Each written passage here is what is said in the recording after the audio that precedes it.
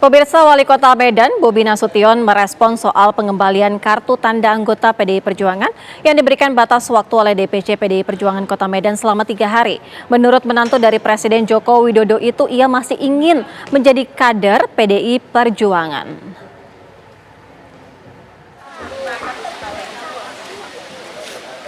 Setelah diultimatum oleh DPC PDI Perjuangan Kota Medan untuk mengembalikan KTA PDI Perjuangan paling lama selama 3 hari, Wali Kota Medan Bobi Nasution belum juga mengembalikan KTA PDI Perjuangan. Menurut ipar dari Bacawa Pres Gibran Rakabuming Raka itu, ada perbedaan informasi antara DPC dan DPP PDI Perjuangan. DPP PDI Perjuangan sebelumnya memberikan waktu 7 hari kepada Bobi untuk mengembalikan KTA. Lebih lanjut, Bobi menjelaskan ia merasa berat untuk mengembalikan KTA PDI Perjuangan karena masih ingin menjadi kader PDI Perjuangan meski berbeda pilihan di Pilpres 2024. Saya sudah menyampaikan yang pasti yang saya sampaikan kemarin. Saya nggak ada yang saya rubah, tidak ada yang saya tutup-tutupi. Saya menyampaikan tentunya secara kader saya masih ingin menjadi kader PDI Perjuangan. Saya namun dalam menitipkan nasib bangsa kepada calon presiden atau presiden mungkin berbeda. Ini yang sudah saya sampaikan ke DPP kemarin. Sebelumnya, Sekjen PDIP Hasto Kristianto meminta agar Bobi Nasution segera mengembalikan kartu tanda anggotanya setelah mendukung Prabowo Subianto dan abang iparnya Gibran Rakabuming Raka. Dari Medan, Sumatera Utara, Ahmidal Yauzar, TV One mengabarkan. Rasanya belum lengkap, Bang, kalau ketua pembina belum sambutan. Untuk itu ketua umum. Politikus PDI Perjuangan menuding apa yang disebut Presiden Joko Widodo mengenai drama dan sinetron politik merupakan sindiran untuk Joko Widodo, bukan ke PDI Perjuangan. Sebelumnya, Jokowi menyebut saat ini terlalu banyak drama menjelang pemilu 2024. Akhir-akhir ini yang kita lihat adalah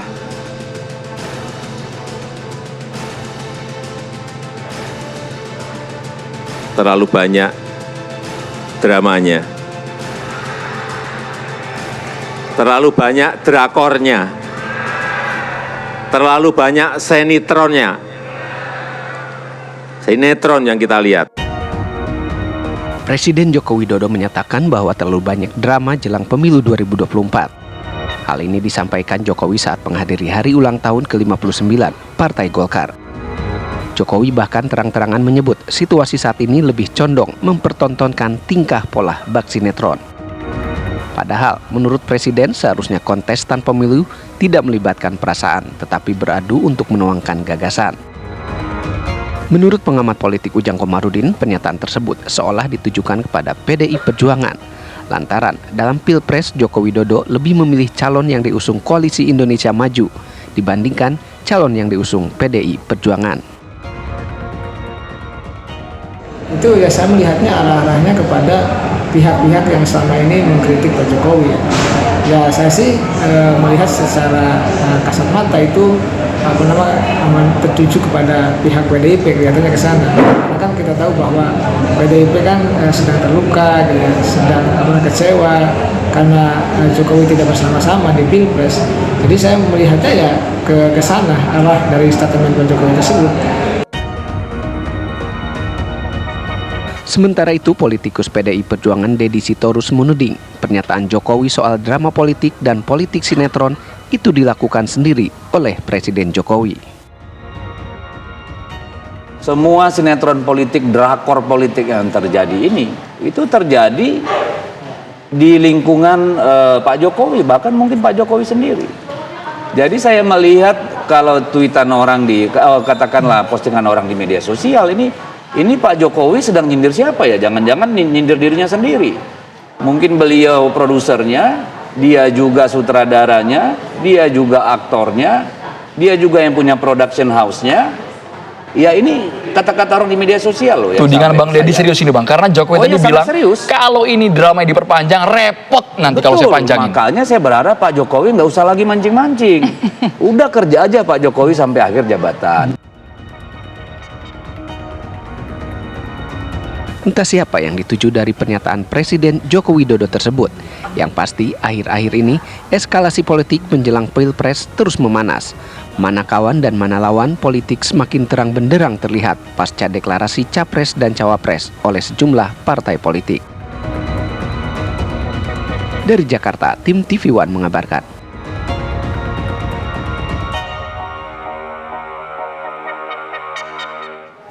Berbeda pilihan dalam Pilpres 2024, satu persatu keluarga Presiden Joko Widodo mulai meninggalkan Partai Demokrasi Indonesia Perjuangan. Setelah Kaisang Pangarep berlabuh di PSI, mendukung Prabowo Gibran, menantu Presiden Bobi Nasution juga terang-terangan mengabaikan sikap partai yang mengusung pasangan Ganjar Mahfud. Tidak ada teman yang abadi. Idiom ini seolah menjadi kenyataan dalam relasi keluarga Presiden Joko Widodo dengan Partai Demokrasi Indonesia Perjuangan (PDIP). Menjadi kader PDIP sejak dari wali kota Solo, hubungan keluarga Presiden dengan partai pengusungnya ini memanas menjelang Pilpres 2024. Sikap PDIP yang mengusung Ganjar Pranowo ternyata tidak sama dengan pilihan Presiden Joko Widodo yang justru mengaku tetap netral. Satu persatu keluarga Presiden mulai meninggalkan PDIP. Dimulai dari putra bungsu Jokowi Kaisang Pangarep yang justru memilih Partai Solidaritas Indonesia (PSI) dan berbeda pilihan mendukung pasangan Prabowo Subianto. Selanjutnya putra sulung Presiden Wali Kota Solo Gibran Rakabuming Raka juga akhirnya memilih menjadi pasangan Prabowo Subianto untuk maju di Pilpres 2024 mendatang. Terakhir, menantu Presiden Bobi Nasution juga terang-terangan mendeklarasikan dukungannya terhadap Prabowo Gibran. Wali Kota Medan ini seolah mengabaikan peringatan PDIP yang sempat memanggilnya. Menjelang Pilpres mendatang, akankah hubungan PDIP dan Trah Jokowi akan membaik atau justru berujung keretakan? Tim TV One mengabarkan.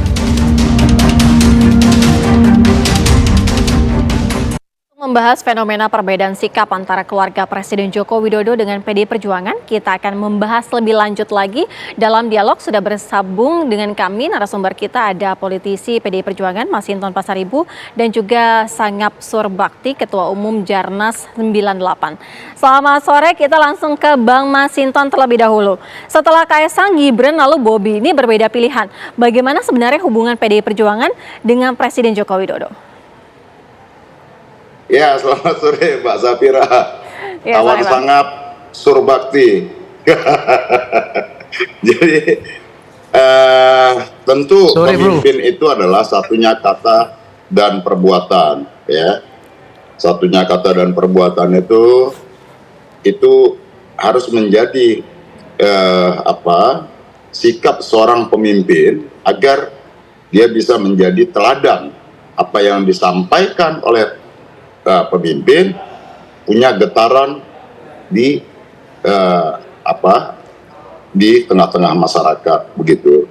Nah tentu bagi kami jelas sikap PDI Perjuangan itu adalah mengusung Pak Ganjar dan Prof Mahfud. Maka di luar itu ya kalau sikapnya tidak mendukung maka ya berarti berada di luar garis kepartaian. Nah, berada di luar garis kepartaian tentu itu ada anggaran dasar dan anggaran rumah tangga yang mengatur itu. Ada dalam bentuk peringatan, ada bentuk sanksi gitu ya, dari minimum sampai yang maksimum. Nah, kemudian kalau kita lihat politik belakangan ini tentu kita nggak ingin ada drama-drama nih. Nah, kita kalau konsisten dengan itu ya, kalau kita tidak ingin drakor tadi itu maka kita jangan pernah menyutradarainya kan gitu. Nah maka bagi kami adalah ya menjadi penting sikap keteladanan dari seorang pemimpin, satunya kata dan perbuatan itu gitu Mbak.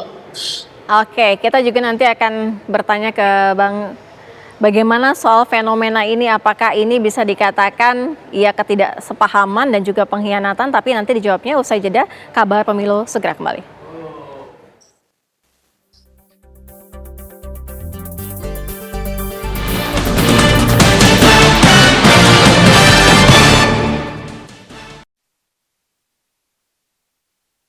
Terima kasih Anda masih bersama kami di Kabar Pemilu. Pemirsa, kita lanjutkan dialog. Saya ingin ke Bang Sangap. Bang Sangap, bagaimana Anda melihat fenomena ini? Apakah sebagian orang ini menyatakan sepertinya langkah yang diambil oleh Presiden Joko Widodo ini berseberangan dengan PDI Perjuangan, artinya bisa dikatakan sebagai pembangkangan atau pengkhianatan?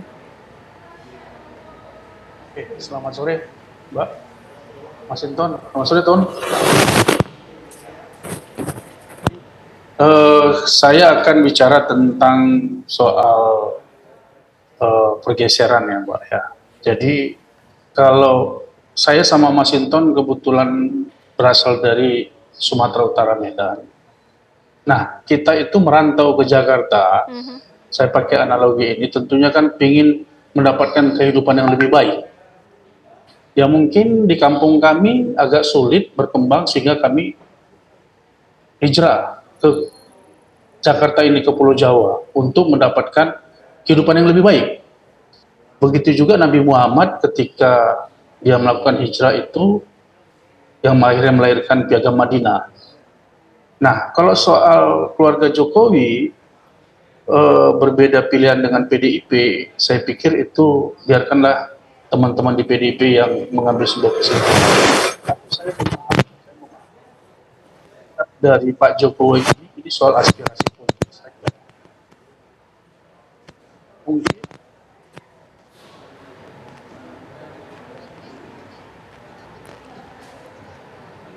Baik, nanti kita akan kembali menghubungi Bang Sangap, ada sedikit gangguan komunikasi. Bang Masinton, begini, ini kan sudah ada langkah yang berbeda diambil oleh Bobi Nasution, kemudian Gibran Rakabuming Raka, dan juga Kaesang. Nah, apakah PDI Perjuangan ini tidak secara tegas saja gitu memecat Gibran dan juga Bobi agar tidak ada yang dua kaki begitu kan? Iya, tentu kami menghormati pilihan siapapun, setiap warga negara. Nah, namun sebagai kader partai, anggota partai, ya, kami kan juga ada aturan main dalam organisasi partai kami. Kami tidak ada melarang si A, si B dukungannya kemana, gitu. Karena itu adalah hak warga negara. Namun sebagai kader organisasi partai, ya, khususnya di PDI Perjuangan, kami punya mekanisme sendiri bahwa ya sebagai kader partai ya harus tunduk pada keputusan organisasi partai. Nah, jika kemudian punya pilihan lain di luar yang diputuskan oleh partai, maka ya bersikaplah ya secara mekanisme anggaran dasar, anggaran rumah tangga, keorganisasian partai, di mana kader tersebut sudah mengetahui dan memahami aturan-aturan main tersebut. Nah, jika memilih calon lain di luar kader partai, ya sudah sampaikan aja. Saya berhenti, saya kembalikan KPA, itu kan jauh lebih elegan dan ya bisa menjadi satu keteladanan, tidak mengambang, berdiri berkaki-kaki begitu. Nah, tentu bagi kita yaitu tadi, pemimpin itu adalah satunya kata dan perbuatan agar ada keteladanan. Seperti itu, Mbak. Ya, Bang Masinton, begini, apakah tidak terlihat begitu ada perbedaan? Apakah karena ini anak presiden dan menantu presiden sehingga tidak dilakukan pemecatan seperti yang sudah dilakukan PDI Perjuangan terhadap Budiman Sujatmiko begitu, langsung saja dipecat?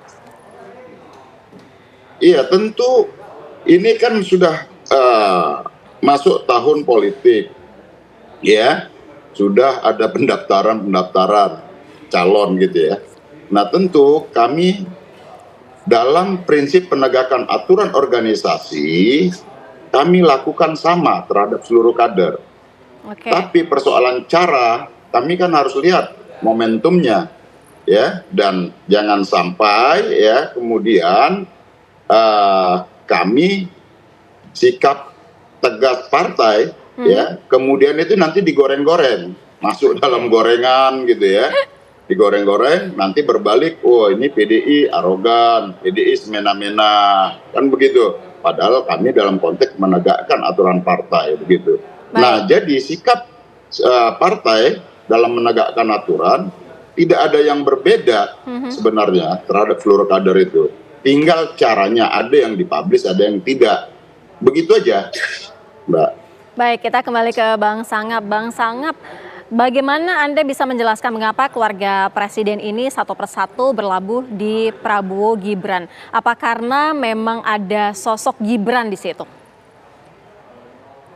Ini sekali lagi dengan jawaban Mas Hinton kan sudah jelas bahwa ternyata partai ini diskriminatif. Kenapa Budiman mereka pecat, tapi kenapa Gibran tidak? Ini kan mereka tidak berani mengambil keputusan.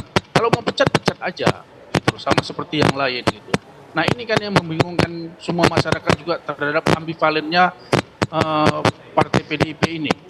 Ketika dia ambivalen ya masyarakatnya juga akan begitu gitu. Jadi ini soal ketidakmampuan PDIP untuk bersikap di dalam kegamangan politik melihat situasi elektabilitas para capres-capres saja. Gitu. Oke, Bang Masinton, tadi Bang Sangap bilang kenapa tidak langsung dipecat saja gitu, apalagi yang ditunggu sebenarnya? Ini kan persoalan cara. Saya katakan tadi, dalam menegakkan aturan partai tidak satu senti pun PDI Perjuangan itu berubah. Ya, dalam penegakan aturan partai kami itu tegas dalam penegakan aturan. Nah ini kan persoalan di cara. Ya, penerapan aturan partai itu ada yang secara tertutup, ada yang secara terbuka dipublish begitu ya. Nah tentu itu tadi ini berkaitan dengan drama-drama tadi,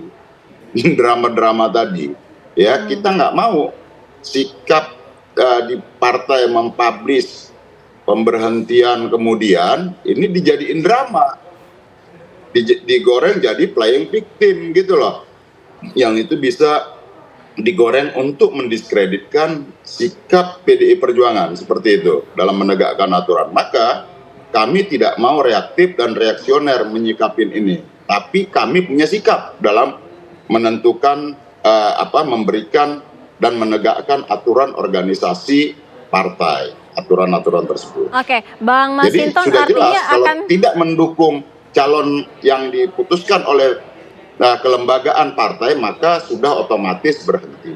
Ya itu aja.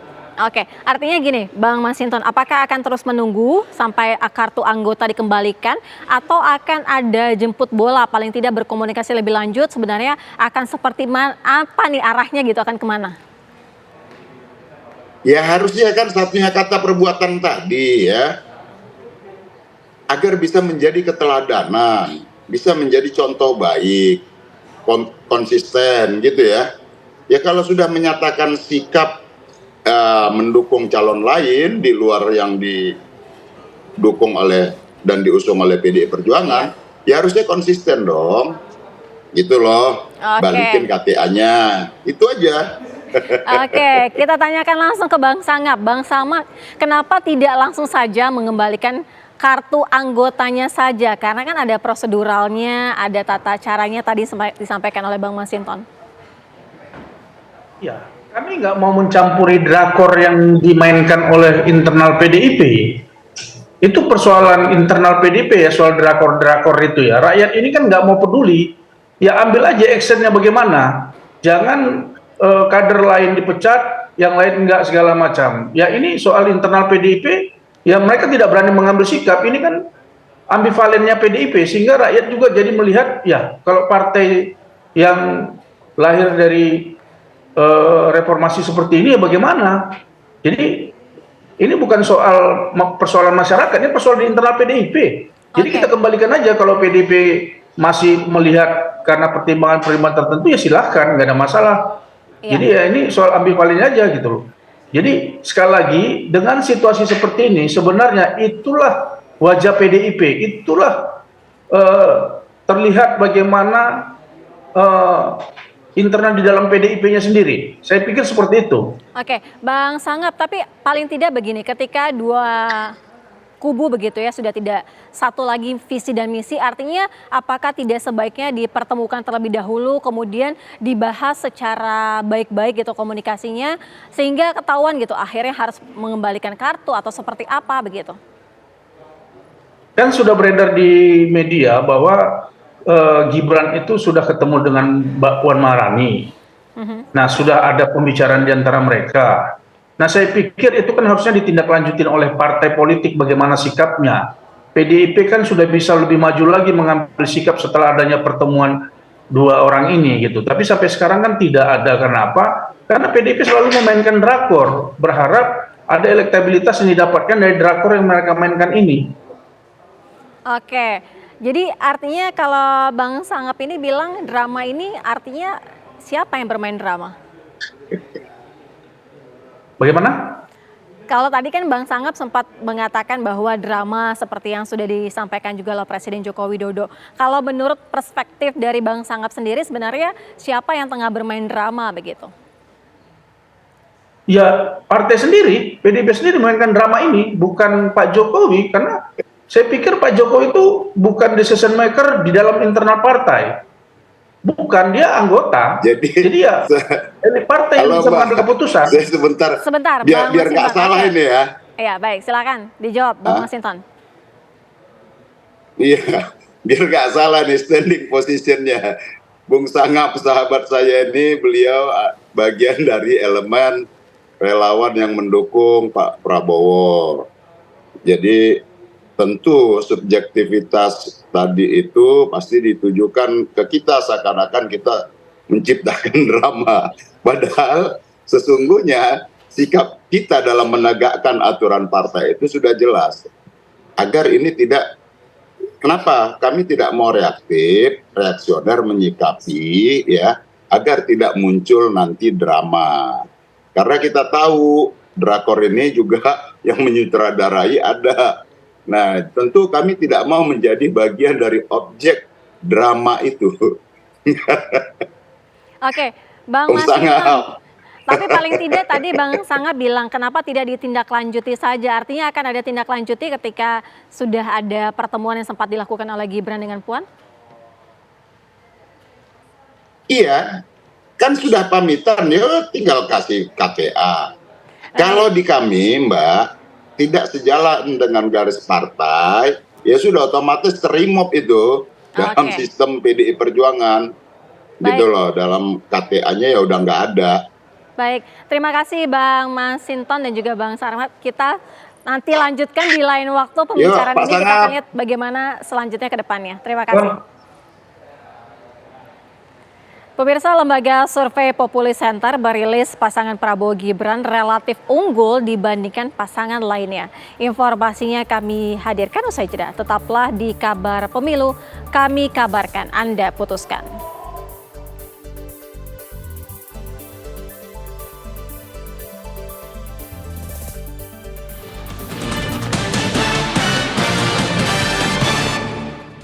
Sejumlah lembaga survei terus giat melakukan survei pasangan Capres-Cawapres meski hasilnya berbeda-beda.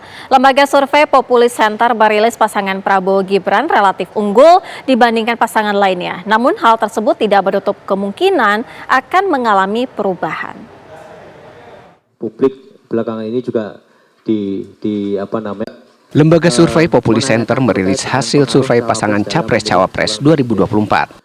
Dalam rilis ini turut mengundang tim kampanye dari seluruh Capres-Cawapres antara lain Rahayu Saraswati dari tim kampanye Prabowo Gibran, Andi Sinulinga, Jubir Anies, serta Eko Kuntadi, tim pemenangan Ganjar Mahfud.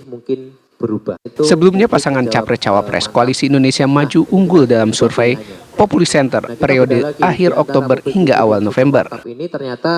Populi Center mengungkapkan hal ini dapat berubah terlebih mendekati 14 Februari mendatang.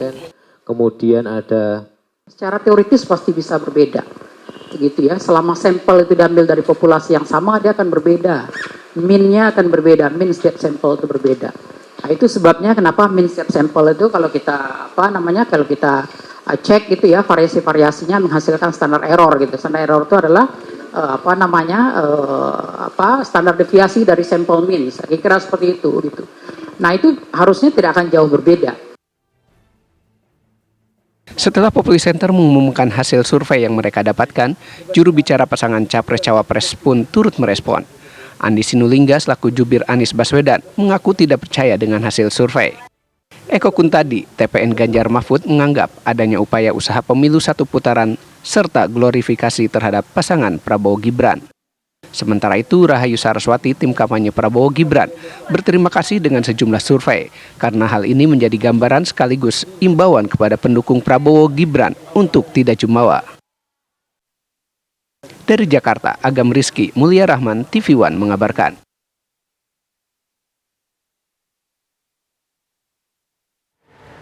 Menteri Pertahanan Prabowo Subianto mengunjungi Kabupaten Mimika, Papua Tengah untuk menyerahkan puluhan ribu unit sepeda motor kepada prajurit TNI Polri. Kedatangan Prabowo disambut dengan antusias oleh para prajurit TNI dan warga di Mimika, termasuk siswa SD, SMP hingga ibu-ibu setempat yang antri ingin bersalaman dengan Prabowo Subianto. Warga menyambut Prabowo dengan teriakan dan juga yel-yel nyanyian yang disenandungkan. Raut wajah kebahagiaan terpancar dari anak-anak yang hadir ketika berkesempatan untuk digendong oleh Prabowo.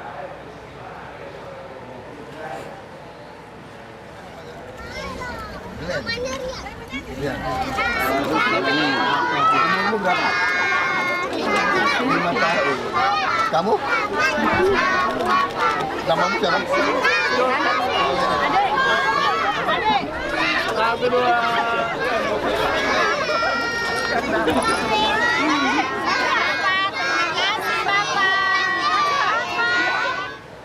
Bakal calon Presiden Ganjar Pranowo memberikan pembekalan terhadap 1.500 calon pekerja migran Indonesia ke Korea Selatan di Kelapa Gading, Jakarta Utara.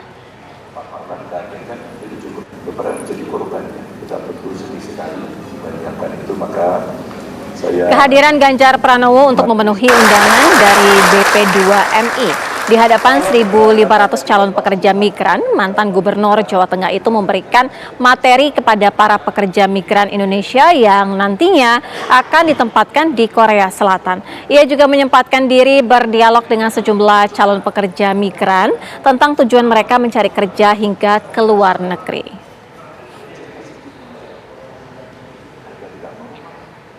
Salah satu kebijakan yang bisa didorong dan sudah tepat dan dikirim biasanya seperti itu. Abang Daus. Gimana Pak? Baca Pres Anies Baswedan berjanji akan lebih proaktif dalam keterlibatan Indonesia di kancah internasional jika ia menjadi presiden. Hal itu disampaikan Anies saat menghadiri acara Center for Strategic and International Studies atau CSIS.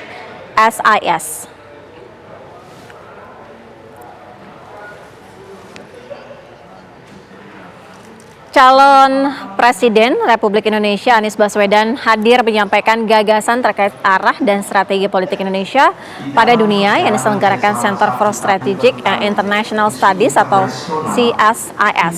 Anies Baswedan mengimbau agar seluruh komponen masyarakat Indonesia untuk berperan dan terlibat pada urusan dunia. Dipaparkan Anies, ia memiliki gagasan jika terpilih menjadi pemimpin Indonesia mendatang akan membawa Indonesia lebih proaktif dalam kancah internasional.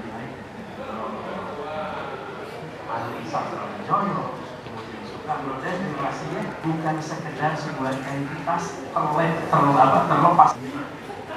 Sejumlah rumah sakit mulai disiapkan ataupun menyiapkan bangsal untuk merawat caleg depresi yang kalah pemilu. Kabar yang kami hadirkan usai jeda, tetaplah di Kabar Pemilu.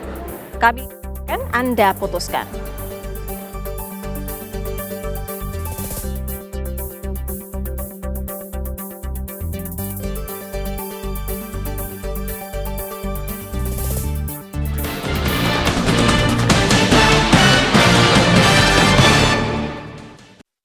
Pemirsa, jelang pemilihan umum, RSUD Banjar, Jawa Barat dan Rumah Sakit Umum Dr. Ngudi Waluyo, Kabupaten Blitar, Jawa Timur menyiapkan ruangan khusus untuk caleg depresi yang kalah di pemilu 2024 mendatang. Ruangan tersebut dilengkapi dengan fasilitas dokter spesialis bahkan psikolog dengan kompetensi keperawatan jiwa.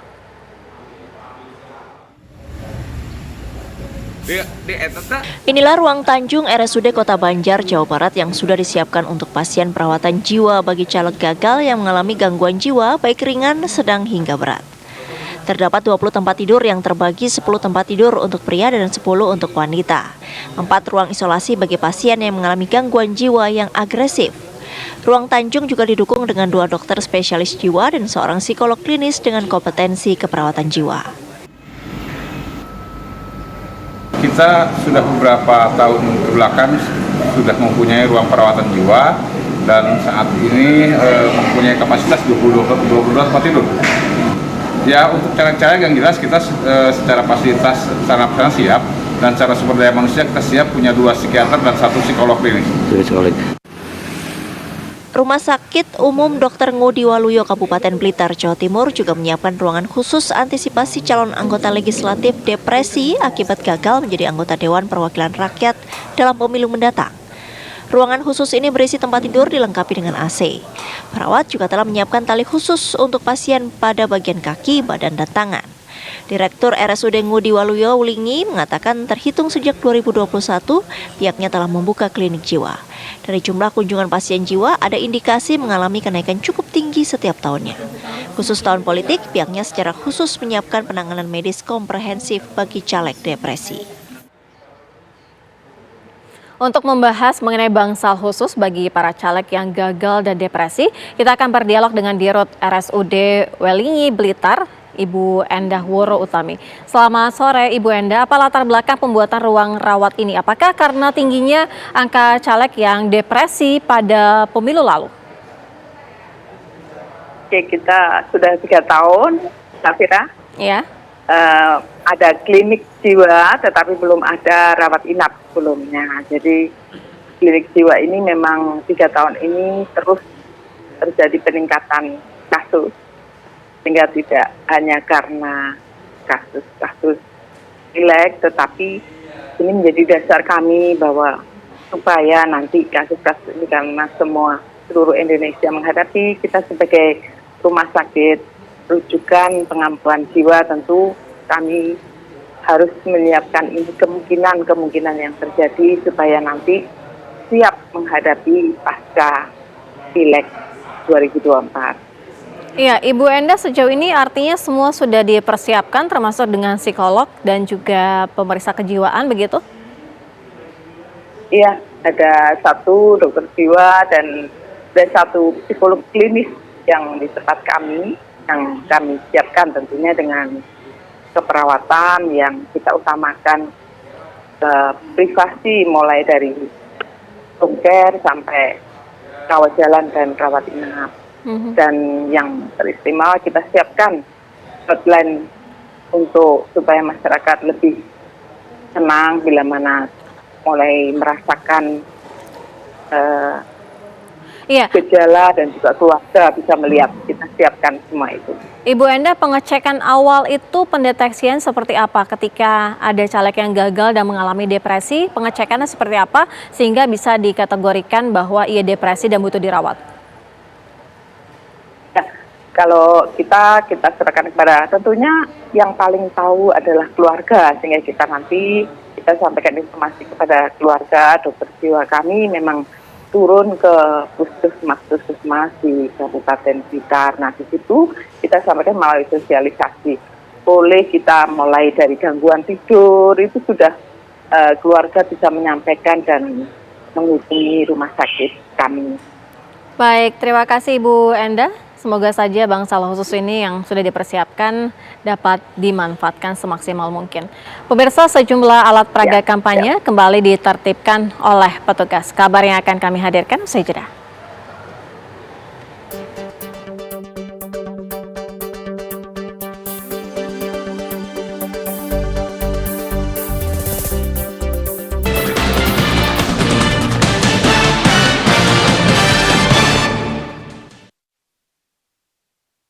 Pemirsa, puluhan alat peraga kampanye atau APK calon legislatif di Kabupaten Aceh Tenggara diturunkan paksa oleh tim gabungan dari Panwasli dan Satpol PP setempat. Tindakan itu dilakukan setelah Bawaslu menemukan banyaknya APK yang melanggar aturan kampanye terpasang di pinggir jalan. Penurunan ataupun pencabutan APK yang berbentuk baliho dan spanduk ini ditertibkan karena melanggar aturan kampanye. Diketahui masa kampanye serentak dimulai pada 28 November 2023. APK yang ditertibkan benar-benar melanggar ketentuan, baik secara aturan pemilu.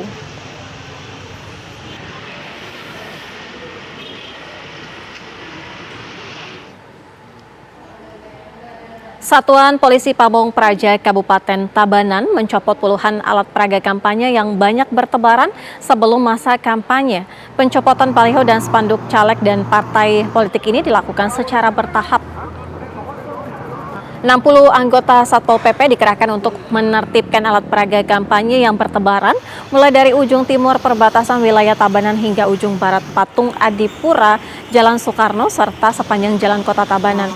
Penertiban dan penurunan APK tersebut sesuai dengan Peraturan Daerah Nomor 5 Tahun 2023 dan Pasal 27 mengenai pemasangan baliho yang tidak sesuai dengan aturan Perda. Selain itu, ketentuan KPU juga menyatakan pemasangan atribut kampanye baru diperbolehkan mulai 28 November.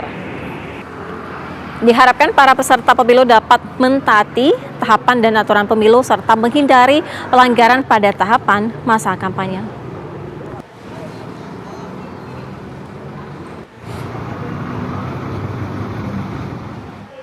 Pemirsa, sudah 1 jam kabar pemilu menemani Anda. Kami kabarkan, Anda putuskan. Mewakili kru yang bertugas, saya Sira Safira pamit undur diri. Sesaat lagi Ragam Perkara akan hadir. Terima kasih, sampai jumpa.